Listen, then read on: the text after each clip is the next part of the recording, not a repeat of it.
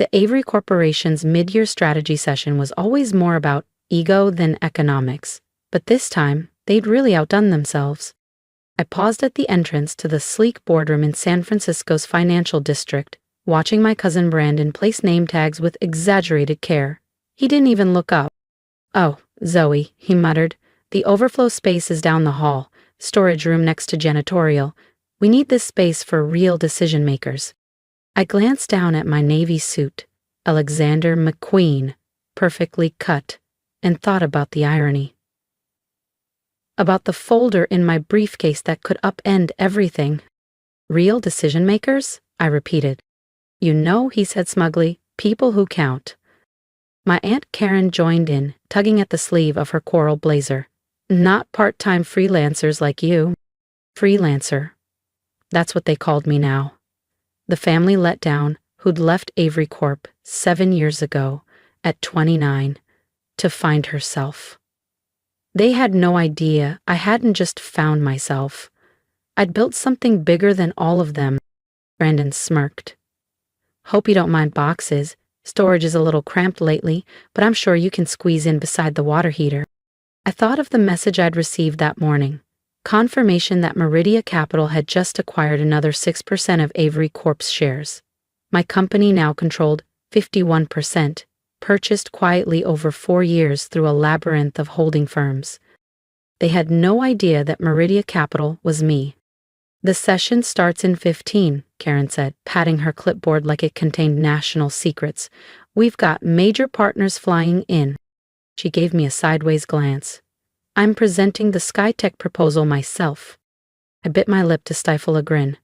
SkyTech was in negotiations with me, directly. They just didn't know the woman behind Meridia yet. "How's the gig life treating you?" Brandon asked with faux sympathy. "Still working out of that tiny co-working space in Soma?" That tiny space was actually the testing ground for one of my incubator ventures. My real headquarters? A 5-story innovation tower with an ocean view and rooftop helipad. "I manage," I said softly, lifting my briefcase. "Storage room's that way," Karen said, waving a hand. "Just don't interrupt." I nodded, walking toward the hallway, not as the overlooked cousin they thought I was, but as the new majority owner of everything they were about to pitch. "We have actual business to discuss." I nodded silently and stepped into the so-called storage room, pulling the door shut behind me. The space was cluttered, dim, and smelled faintly of dust and mildew. How fitting, a perfect reflection of how my family saw me, forgotten, unwelcome, tucked away out of sight. 7 years ago, I'd been where Aunt Karen stood now, at the front of the room, hailed as the next generation of leadership at Avery Corporation. Back then, I believed in the company. I believed in legacy. Until I found the files. Environmental negligence disguised as cost-saving, dangerous shortcuts in manufacturing labeled efficiency, labor violations marked as non-issues. When I brought the documents to my uncle, he laughed and waved them away. "It's business, Zoe. Don't get sentimental. If this bothers you, maybe you're not cut out for this world." So I left, quietly. Using the trust my mother had left me, money earned long before she ever married into the Avery dynasty, I built Meridia Capital. The name was my tribute to her, Meredith Lang. A woman who had once told me, "You don't have to inherit power to create it." And I had created it. From scratch, slowly, quietly, and differently. Meridia didn't cut corners. We invested in clean energy, ethical manufacturing, tech built with transparency. While Avery Corp clung to its crumbling hierarchy, I expanded, buying into undervalued firms, stabilizing shaky industries, and positioning Meridia as a silent giant. And now, Avery Corporation had bled trust. Clients were exiting, revenues flatlined. They needed rescue. They just didn't know the lifeline was coming from me. I settled between dusty boxes and old binders, opening my laptop. Through the thin partition wall, I heard voices rising. Karen greeting partners, Brandon posturing with buzzwords. "Mr. Sky, we're thrilled about the direction of the proposal," she gushed. I grinned. SkyTech wasn't here for Avery. They were here for Meridia. For me. The same deal Karen thought she was negotiating had already been finalized, under my name. My phone buzzed. From Maya, assistant team ready, proxy votes secured, board leadership aligned, waiting on your signal. I exhaled slowly, eyes fixed on the flickering fluorescent light overhead. From the storage room of rejection, I was about to claim the seat they all thought was theirs. Another buzz. Maya, Mr. Sky asks if you'd prefer he continued the charade through the entire meeting, or reveal you now. I paused, fingers hovering over the keyboard, then typed back.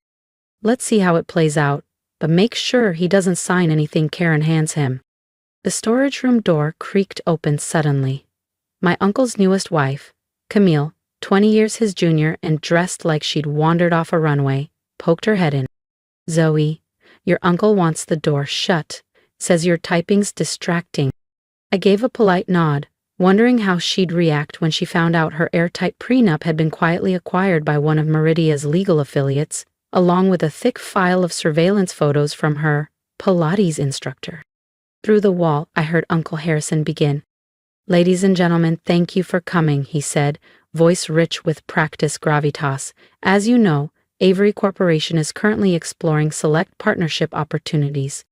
Partnership opportunities, a sanitized phrase for investor lifelines. In reality, they were circling the drain. $200 million, 0 cents short of survival by quarter's end. Coincidentally, that was exactly what Meridia Capital was offering, under very specific terms. I glanced at my screen. Avery Corp's stock had dipped another 2.1% since the market opened, right on schedule. Karen's voice rang through the walls, artificially bright as she launched into her proposal for SkyTech. And with Mr. Sky's investment, she finished, we'll be positioned to expand aggressively across the Western Tech Corridor. Actually, Mrs. Sky's familiar voice cut in, I'm not here for that proposal. The silence was instant. I'm here to meet with the CEO of Meridia Capital. I could almost hear Karen's smile shatter. I'm sorry, she faltered. But this was arranged through Avery. It was, Sky confirmed smoothly. But Meridia now holds a controlling interest in Avery Corp and in multiple vendors you rely on, including my own firm. That's ridiculous, Uncle Harrison snapped. We'd know if someone was buying up our company. I stood, smoothing my blazer, and opened the storage room door. Would you, I said, stepping into view. Like you knew your emissions audits were fabricated, or that your offshore contractors are violating labor laws, or that your clients have already signed with someone more accountable? Every head in the room turned.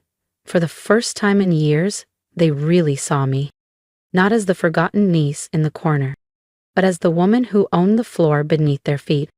If you want to see what Zoe does next and how the board reacts when she takes her rightful seat, make sure to subscribe so you don't miss the next chapter of her quiet revenge. Every head in the conference room snapped toward me.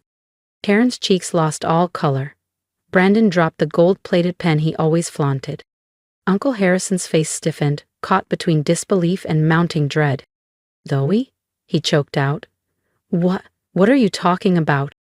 I offered a calm smile and stepped fully into the room. Perhaps we should restart this meeting, I said smoothly. It's rather rude to leave your majority shareholder in the storage closet. The silence was deafening. I strode confidently to the head of the table and set down my briefcase with a soft, deliberate click. Meridia Capital, I began, enjoying the way Harrison's jaw tightened with each syllable, now holds 51% of Avery Corporation's stock.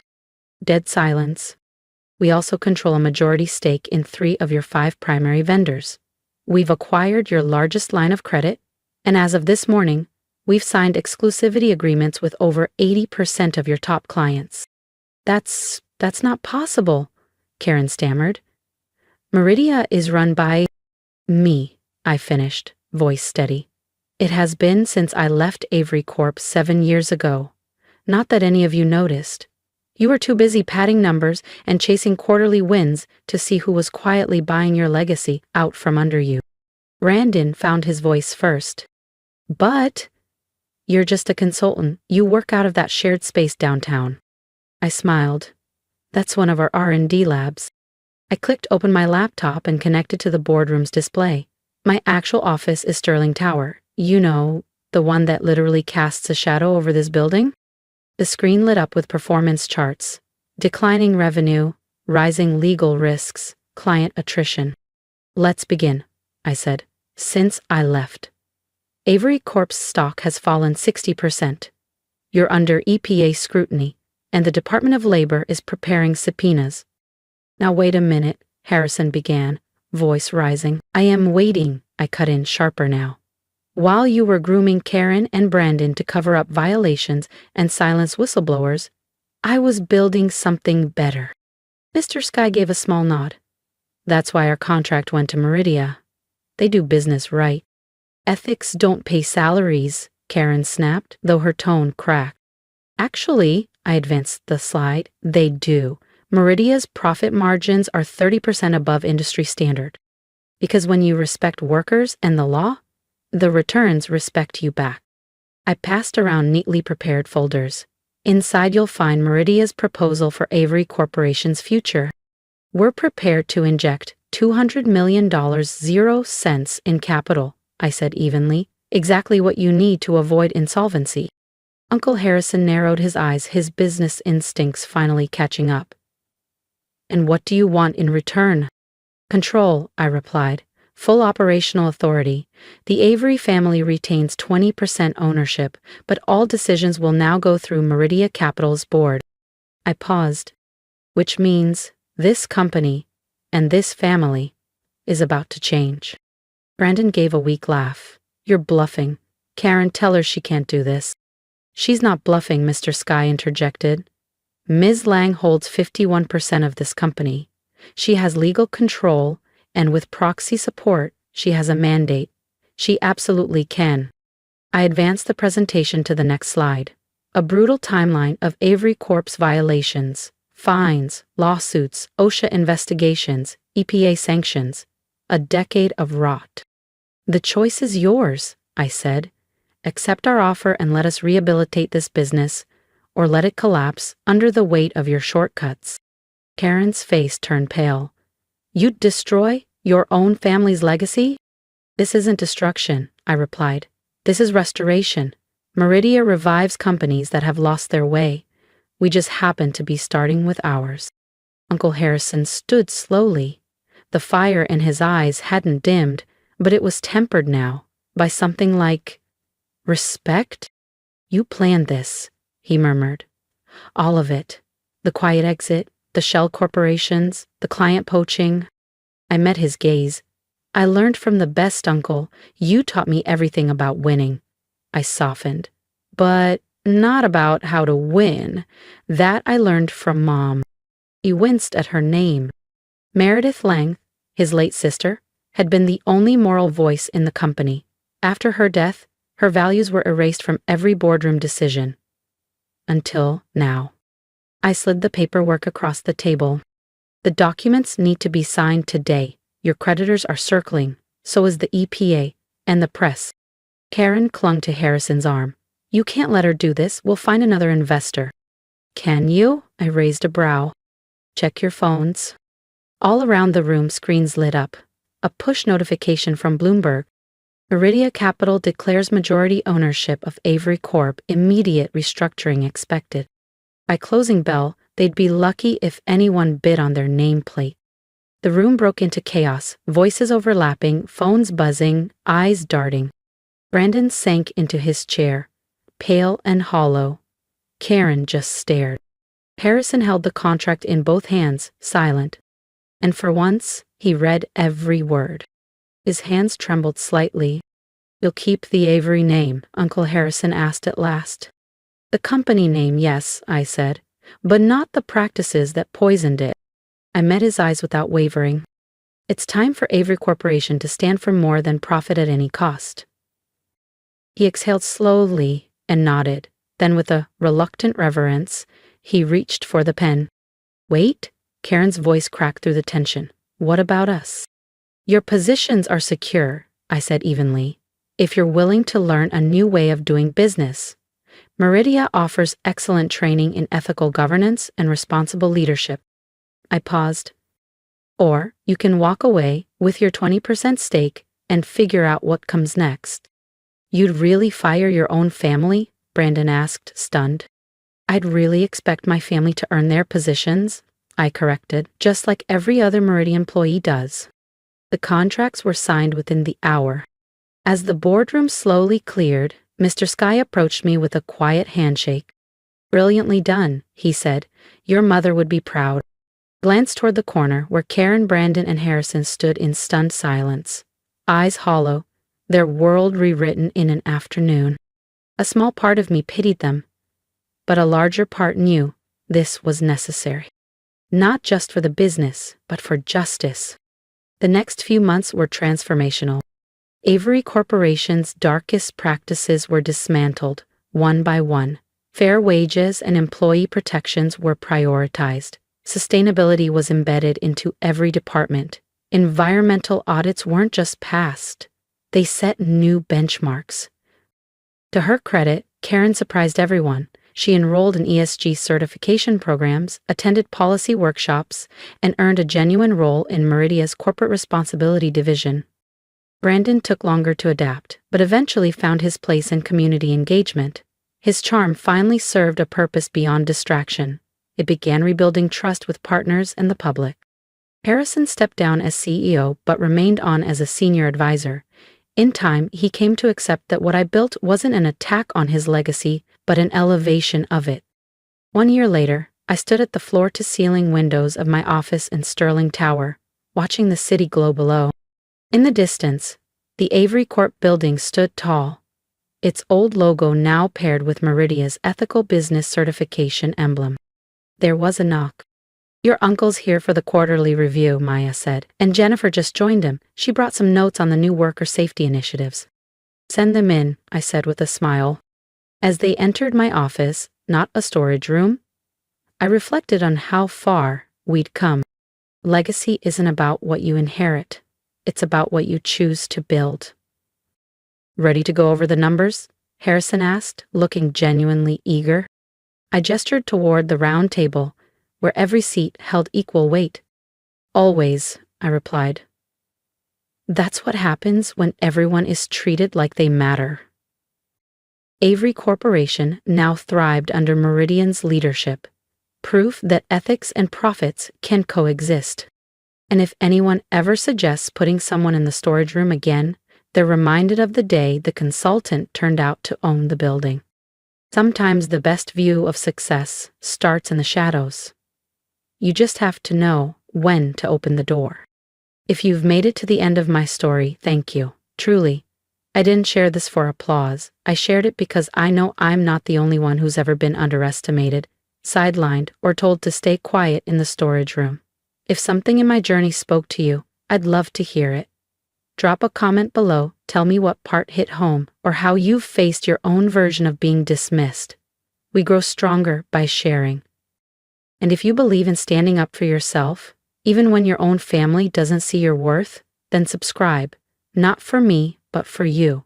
For the reminder that your voice matters, your work matters, and that patience combined with purpose is a force no one can ignore forever. Here's my advice. Don't wait for permission to build something meaningful. Use the silence, the rejection, the doubt, and turn it into fuel. Let every locked door push you to build your own. And when the time is right, open it, step through it, claim what's yours, not out of vengeance, but out of truth. We deserve more than survival. We deserve to lead. Let's keep rising together.